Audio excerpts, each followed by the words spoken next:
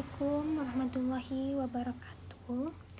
Perkenalkan, nama saya Maharani dengan NIM PO71390250166 dari kelas 1D, program studi D3 Farmasi Poltekkes Kemenkes Jambi. Pada video kali ini saya akan membahas laporan praktikum Fisika Farmasi dengan judul Pengaruh Penambahan Surfaktan pada kelarutan. Praktikum ini bertujuan untuk mengetahui pengaruh penambahan surfaktan Twin 80 pada berbagai konsentrasi terhadap kelarutan asam benzoat dalam air, sekaligus memperkirakan titik critical micelle concentration atau CMC berdasarkan peningkatan kelarutan yang terjadi. Pendahuluan dan konsep dasar. Kelarutan merupakan kemampuan suatu zat untuk larut dalam pelarut tertentu hingga mencapai keadaan jenuh. Dalam bidang farmasi, kelarutan sangat penting karena mempengaruhi absorpsi, bioavailabilitas, dan efektivitas obat.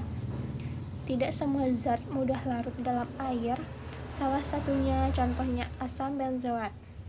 Asam benzoat memiliki gugus karboksilat yang bersifat polar. Tetapi struktur cincin benzennya dominan nonpolar, sehingga kelarutannya dalam air relatif rendah. Banyak faktor yang mempengaruhi kelarutan suatu zat, antara lain yang pertama pH, suhu, jenis pelarut, ukuran partikel, konstanta dielektrik, dan adanya zat tambahan seperti surfaktan. Pada praktikum ini digunakan surfaktan Twin 80. Surfaktan adalah senyawa yang memiliki dua gugus sekaligus, yaitu gugus hidrofilik yang suka air dan gugus lipofilik yang suka minyak. Karena memiliki dua sifat tersebut, surfaktan mampu mempertemukan zat yang sukar larut dalam air agar dapat terdispersi lebih baik. Twin 80 termasuk surfaktan non-ionik dengan nilai HLB tinggi, sekitar 15, sehingga bersifat hidrofilik dan mudah larut dalam air. Konsep surfaktan dan micelle. Ketika surfaktan ditambahkan ke dalam air pada konsentrasi rendah, molekul surfaktan akan berada sebagai monomer dan mulai menurunkan tegangan permukaan air. Namun, ketika konsentrasi surfaktan mencapai titik tertentu, molekul-molekul surfaktan akan berkumpul membentuk struktur yang disebut micelle.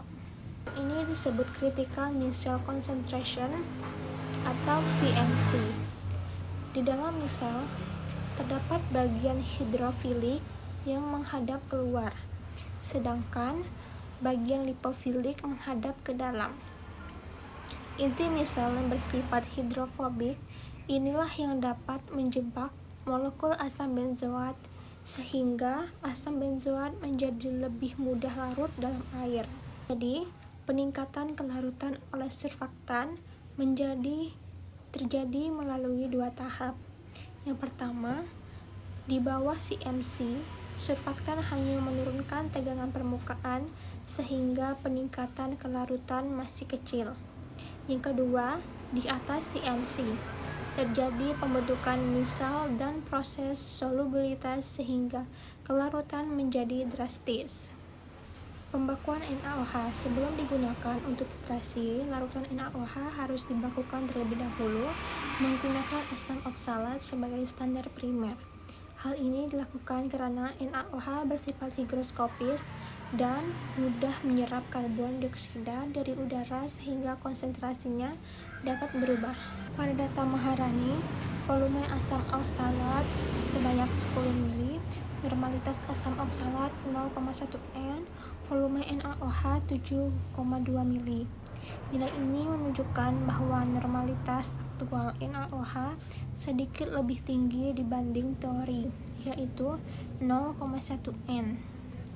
Perbedaan ini dapat terjadi akibat yang pertama, kesalahan pengenceran, yang kedua, pembacaan duret, yang ketiga, sifat NaOH yang mudah menyerap dalam air.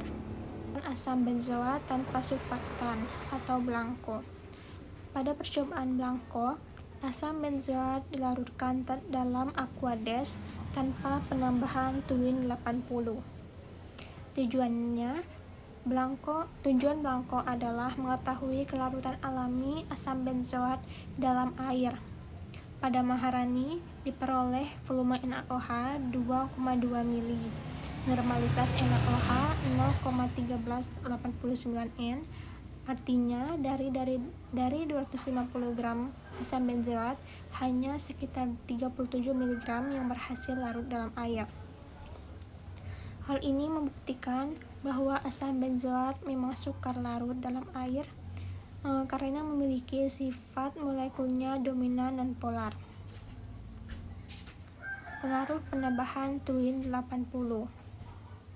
Tahap utama praktikum adalah penambahan Twin 80 dengan berbagai konsentrasi mulai dari 0,75%, 1,5%, 2,5%, 3,5%, 4,5%, dan 5,5%,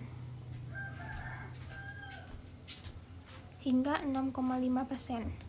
Hasil praktikum menunjukkan pola yang sangat jelas.